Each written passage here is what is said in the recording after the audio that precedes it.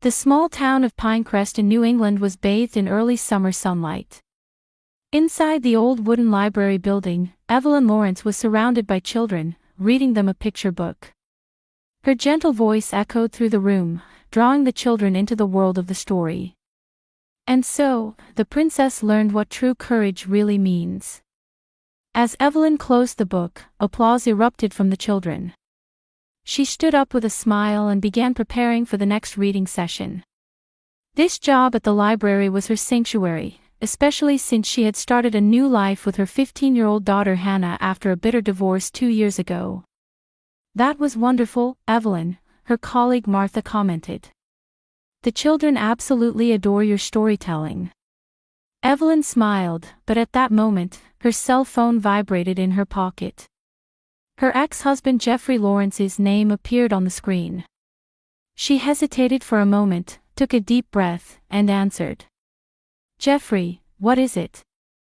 She tried to keep her voice steady. "Evelyn, I've just sent formal papers through my lawyer." Jeffrey's voice was cold and businesslike. "I'm filing for full custody of Hannah. I've determined that your emotional instability is having a negative impact on our daughter's development." Evelyn felt her heart nearly stop. But sensing Martha's concerned gaze, she made a tremendous effort to maintain her composure. She wanted to avoid being labeled as too emotional again. "I understand. I'll consult with my lawyer," she replied briefly and ended the call. "Is everything all right?" Martha asked. Evelyn tried to smile, but her facial muscles wouldn't cooperate. "My ex-husband is filing for custody of Hannah." Martha's face registered surprise. "Goodness. Jeffrey Lawrence. The man known as the town's perfect gentleman." Evelyn gave a bitter smile. In the eyes of the townspeople, Jeffrey was a successful real estate company owner and a calm, rational gentleman. Meanwhile, Evelyn, who had let her emotions explode during the divorce, had gained a reputation for being unstable and emotional. "I'll be fine," Evelyn said, though her heart was in turmoil. "I need to finish work today and talk to Hannah." When she arrived home, she was surprised to find Hannah had returned early from school. Her daughter, who would normally be doing homework in the living room, was staring absently out the window. "Hannah. Why are you home early?" Hannah turned around, her eyes moist with tears. "Dad called me about the custody case." Evelyn sat down next to her daughter and tried to embrace her. As she did, Hannah's sleeve rolled up, revealing old scars on her arm. "What's this?" Evelyn asked worriedly. "I just fell off my bike before." Hannah quickly pulled down her sleeve and changed the subject. "Mom, I don't want to be separated from you." At her daughter's words, tears welled up in Evelyn's eyes. "Don't worry, Hannah. I promise I'll fight to keep us together." She hugged her daughter, but anxiety swirled within her. Hannah's scars and her unnatural explanation. An intuition that something important was being hidden tightened Evelyn's chest. The next day, Evelyn visited attorney Lisa Jones's office. "The situation is difficult," Lisa said frankly. "Jeffrey is an influential man in town, and many people support him. And that emotional outburst of yours during the divorce was recorded, labeling you as unstable." "But I was just trying to protect Hannah," Evelyn explained desperately. "We need to take a different approach this time," Lisa said quietly. "Avoid making claims without evidence and respond calmly. Jeffrey expects you to get emotional. Don't play into his hands." Evelyn nodded, but her heart was heavy. The image of the scars on her daughter's arm was seared into her mind. It was clear that Hannah was hiding something. But what she needed now was calm. Whatever the truth might be, to reveal it, she needed to be a strong, rational mother, not an emotional mother. On her way home, Evelyn looked up at the sky. Dark clouds were beginning to cover the town. It was clear that this trial would be a challenge for her and Hannah. But she was determined never to give up. As the court date was set, tension began to permeate Evelyn's life. While preparing dinner in the kitchen, her phone rang. She held her breath when she saw the name displayed on the screen. "Good evening, Carol," Evelyn said her mother-in-law's name. There had been little contact between her and the Lawrence family since the divorce. "Evelyn, I'd like to speak with you." Carol Lawrence's voice was elderly but dignified. "Robert is here with me too." "Go ahead," Evelyn replied, keeping her eyes on the pot. "For Hannah's sake, don't you think you should give up custody without a fight?" Carol suggested indirectly. "If this goes to court, everyone will get hurt. Especially you," the voice of Robert Lawrence, who was supposedly mild-mannered, chimed in. "Our son is a respected figure in town. The court will likely rule in his favor." Evelyn was momentarily speechless. Her in-laws had always been friendly toward her. She was shocked by their sudden cold attitude. And she detected something behind Carol's voice, tension, a tremor like someone hiding something. "You say it's for Hannah's sake, but she wants to live with me," Evelyn responded calmly. "I'll fight for our happiness." After hanging up, Evelyn stood by the window, gazing at the darkening sky. She could sense Hannah doing homework in her room upstairs. It pained her to think of the burden this dispute was placing on her daughter. The following week at a PTA meeting, Evelyn noticed further changes. When she entered the school hallway, other mothers who had been friendly before abruptly stopped their conversation and forced smiles.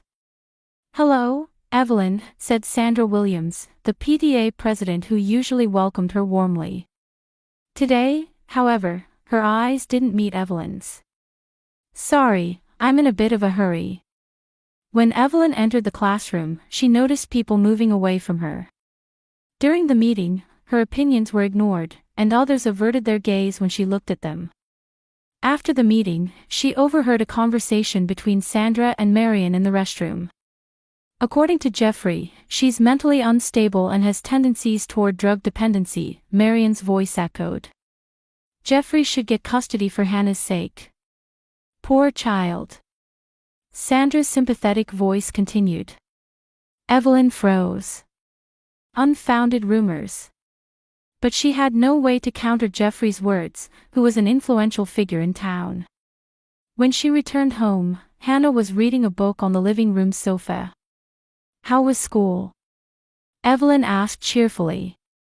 "Normal," Hannah answered briefly and quickly returned to her room. That night, Evelyn was awakened by her daughter's scream.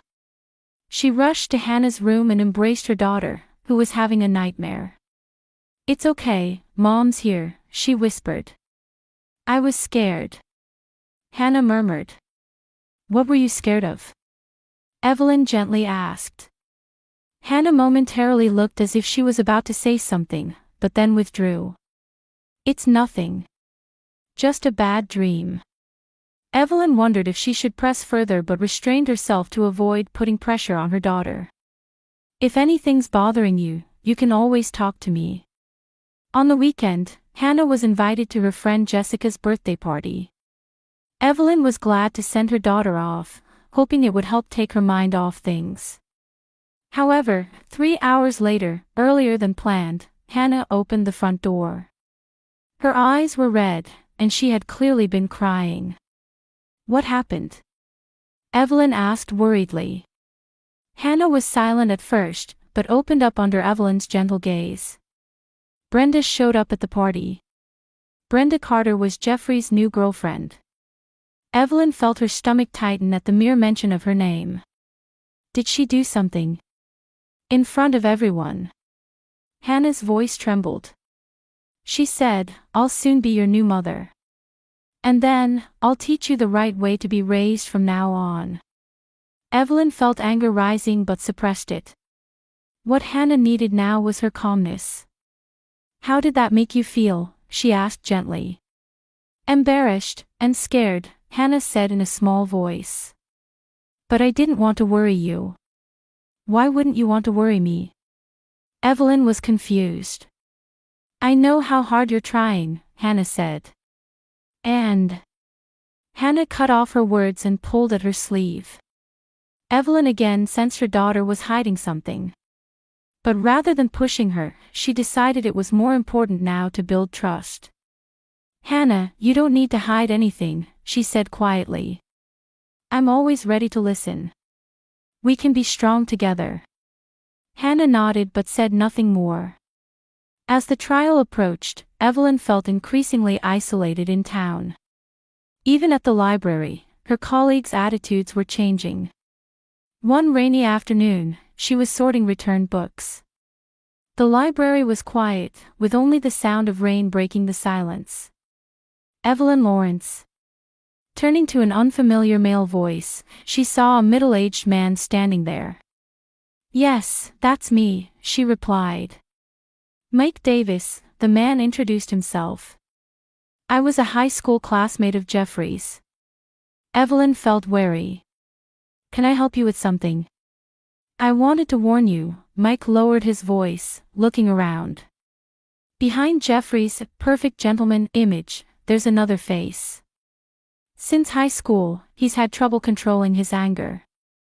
Evelyn's heart began to beat faster. "What do you mean?" "Those who defied him." Mike hesitated. "Anyway, you shouldn't trust his calm exterior." "Would you testify in court?" Evelyn asked hopefully. Mike shook his head sadly. "I can't go against the Lawrence family in this town. I have my own family to consider." After he left, Evelyn leaned against the bookshelf. Something was beginning to connect in her mind. Jeffrey's perfect exterior, the scars on Hannah's arm, the nightmares. She didn't notice that Hannah had been listening to this conversation from behind the library bookshelves. The girl's eyes showed determination, as if she had made a decision. But she wasn't ready to confide in her mother yet. Rather than Mom losing credibility by getting emotional, I should be the one to tell the truth at the right moment, she vowed to herself. On the day of the trial, many cars were parked in front of the Pinecrest County Courthouse. Evelyn took deep breaths as she climbed the stone steps with her lawyer, Lisa. The morning sun reflected brightly off the building's windows, as if illuminating her with the light of truth. "Don't be nervous," Lisa said calmly. "Remember to control your emotions and speak based on facts." "I understand," Evelyn nodded. Beside her, Hannah was surprisingly calm. The girl had shown a quiet, determined expression since the previous night. Entering the courtroom, Jeffrey and his legal team were already seated. Jeffrey was dressed in a dark gray suit, wearing a confident smile. His parents sat in the front row, watching Evelyn with dignified expressions. What was even more surprising was that many of the town's prominent figures had gathered in the courtroom. It was as if the entire town had come to witness this family dispute. Evelyn couldn't hide her inner turmoil, but she tried not to show it on her face. "All rise," the clerk's voice echoed as Judge Donna Harrison entered. She was a strict-looking woman in her 60s, known for her sharp observational skills. After opening statements, Jeffrey's lawyer presented the first evidence. The large screen displayed footage of Evelyn crying hysterically during the divorce. "This is the moment when the defendant lost emotional control 2 years ago," the lawyer explained smoothly. "And here is a scene from a school event." The next video showed Evelyn crying during Hannah's school play. Everything was taken out of context and edited to make her appear emotionally unstable. Evelyn felt her hands trembling. She was angered by these underhanded tactics but remembered Lisa's advice and maintained her composure. Glancing at Hannah, she saw her daughter giving her a small nod and mouthing, "It's okay." Jeffrey's lawyer continued by calling a psychologist as a witness, who evaluated Evelyn and Hannah's relationship as overly emotional and dependent. Evelyn's heart ached at this false assessment, but she waited for her chance to refute it. When her turn finally came, Evelyn took the stand and was sworn in. Lisa began questioning her, and she explained her healthy relationship with Hannah, her stable job at the library, and the safe environment she provided. However, when cross-examination began, she nearly felt overwhelmed by the aggressive questions from Jeffrey's lawyer. Ms. Lawrence, have you ever been dependent on prescription medication? No, I have not, Evelyn answered truthfully. Then why did you receive therapy after your divorce? To process the stress of divorce in a healthy manner, she replied calmly. Have you ever asked about the scars on your daughter's arm? The lawyer suddenly changed his question. Evelyn was momentarily surprised but answered calmly. Yes, I was told it was from a bicycle accident. The lawyer gave a cold smile. So you're not aware of the real cause? Shouldn't a good mother pay more attention? Tears welled up in Evelyn's eyes. Please answer with yes or no, the lawyer said sternly. Lisa objected, and the judge sustained it, but the damage was already done.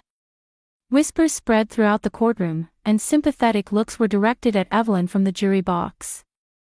She felt herself being pushed into the emotional mother stereotype. Jeffrey was the next to take the stand. He sat elegantly and gave the judge a confident look. Mr. Lawrence, please explain why you are seeking custody of Hannah, his lawyer asked. I want to provide my daughter with a stable environment, Jeffrey answered in a calm voice.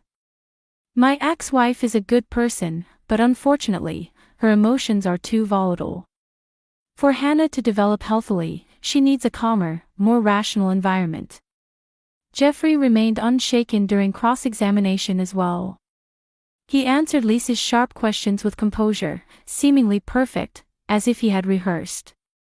After finishing his testimony, Jeffrey turned to the judge and confidently said, a mother who cries this much can't raise a child. My daughter needs someone calm. Someone like me. He smirked down at Evelyn with an expression of assured victory. The courtroom fell silent, and Evelyn was overcome with a sense of despair. But at that moment, Hannah, who had been sitting quietly, suddenly stood up. May I speak, Your Honor? The girl's voice was calm but filled with determination. The judge looked slightly surprised but nodded. Hannah Lawrence, although you haven't been called as a witness yet, as a party to this case, it's important to hear your opinion, Judge Harrison said.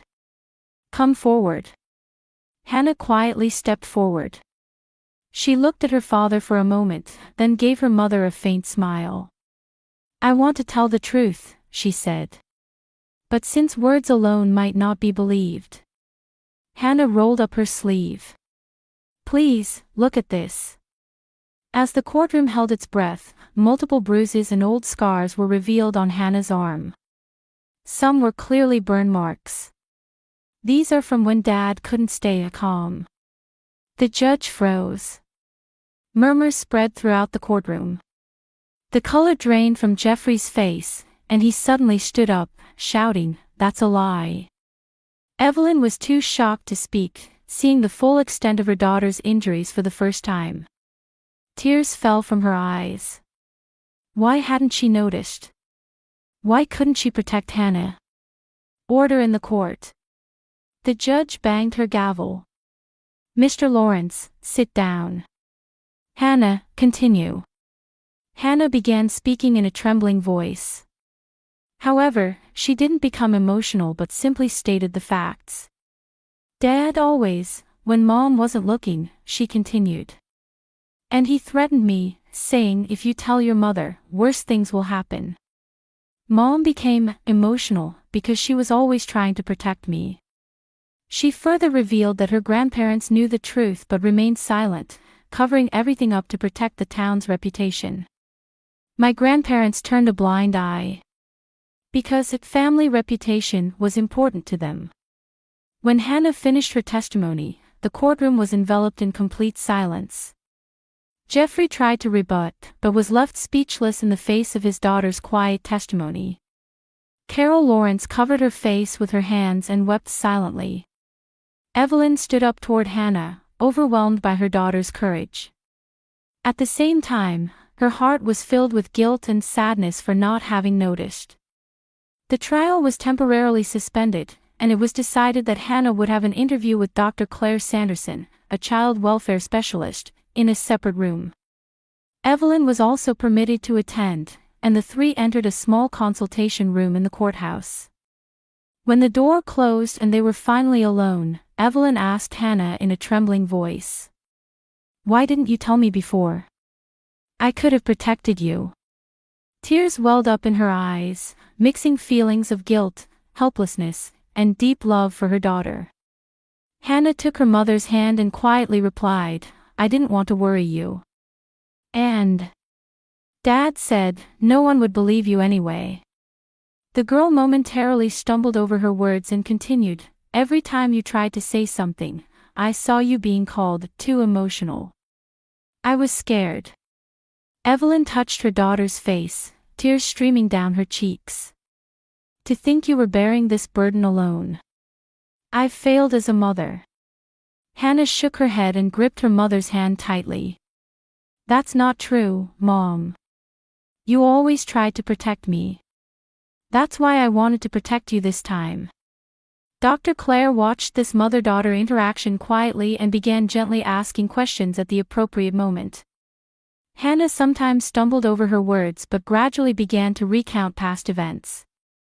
Evelyn's heart was torn apart by the details of abuse her daughter revealed. "Dad always starts getting angry over seemingly minor things," Hannah quietly explained. "Like being late with homework or having a messy room. At first, he would just scold me, but it gradually escalated and..."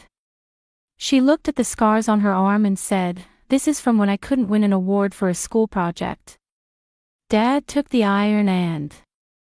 Evelyn gasped and instinctively tried to embrace her daughter, but restrained herself at a slight signal from Dr. Claire. It was important for Hannah to speak at her own pace. After the interview and before the trial resumed, Evelyn and Hannah sat quietly in the cafeteria. A new bond had formed between mother and daughter. It was a bond based not on secrets and fear, but on truth and courage. When the trial resumed, Dr. Claire's report was submitted. The doctor evaluated Hannah's mental state and praised her courage in waiting until she was ready to tell the truth. "Hannah Lawrence is an extremely strong young woman," Dr. Claire solemnly stated. "She has kept silent for a long time to protect her family's reputation and her mother. However, her testimony is consistent, and the detailed descriptions indicate a high degree of truthfulness." At this stage, Jeffrey's parents were also asked to take the stand. Carol Lawrence stood up, clutching a handkerchief with trembling hands. Her face was etched with deep guilt. "I knew," Carol admitted tearfully, "that my son, to Hannah." She choked on her words. She admitted to remaining silent to protect the family's reputation and faltered, saying, "I knew my son wasn't perfect, but if we acknowledged that, our standing in this town would." Evelyn quietly stood up and said to her former mother-in-law, "There should be something more important than reputation." At those words, the entire courtroom fell silent. Ultimately, the judge granted Evelyn full custody and allowed Jeffrey only supervised visitation rights. It was also announced that an investigation into domestic violence against Jeffrey would begin. "This court prioritizes the safety and welfare of children," Judge Harrison solemnly declared. "Furthermore, we recognize that expressing emotions is not weakness but sometimes the strongest form of courage." Evelyn Lawrence fought to protect her daughter, and Hannah Lawrence had the courage to speak the truth. This courage is true strength. As they left the courtroom, the attitude of the townspeople had completely changed.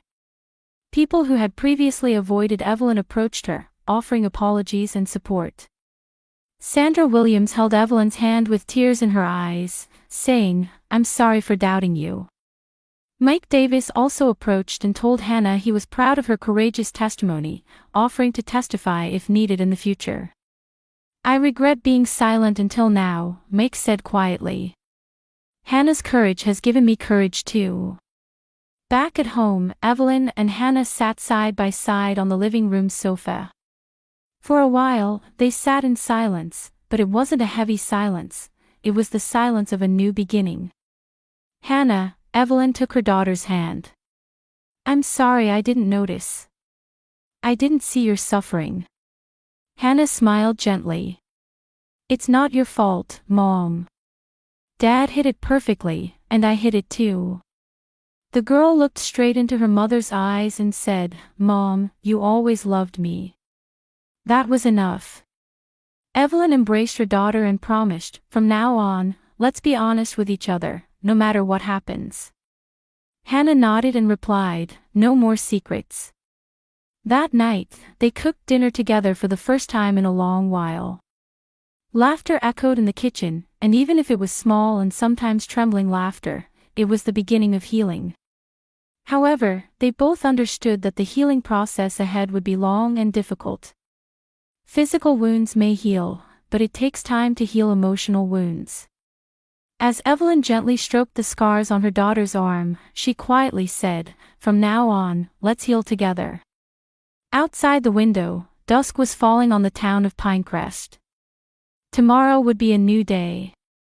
The beginning of a new day walking with truth. For Evelyn and Hannah, it wasn't the end of fear, but the beginning of healing and rebirth. The townspeople were made to reflect on the truth hidden behind seemingly perfect appearances. And many quietly contemplated their own homes, their own secrets. Truth sometimes brings pain, but it is also the first step towards healing. Such a lesson was quietly spreading throughout this small town. 6 months later, spring had come to the town of Pinecrest. The trees were covered in fresh green leaves, and colorful flowers had begun to bloom in Evelyn's small garden. Nature's rebirth seemed to mirror the rebirth in Evelyn and Hannah's hearts. Evelyn had started a reading group at the library with the theme, Emotional Wounds and Healing. What began with just a few participants now filled the small conference room.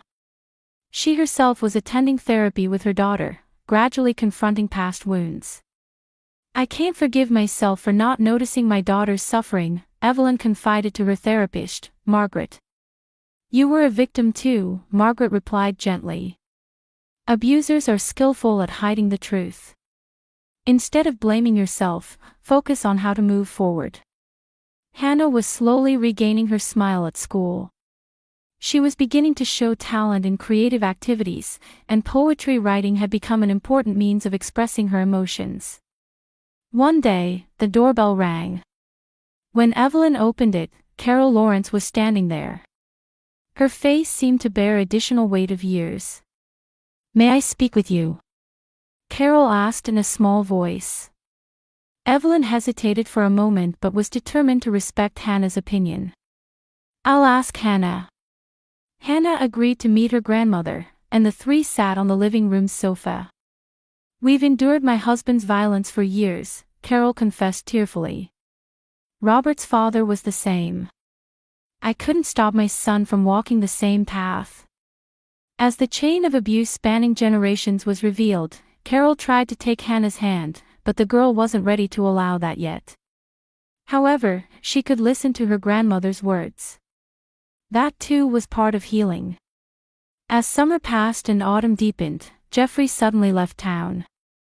Rumors spread through the town that his real estate company had gone bankrupt, and he himself had been arrested for drunk driving in another state. The Lawrence family's perfect facade had completely crumbled. Robert and Carol Lawrence remained in town and began donating to the local domestic violence prevention program.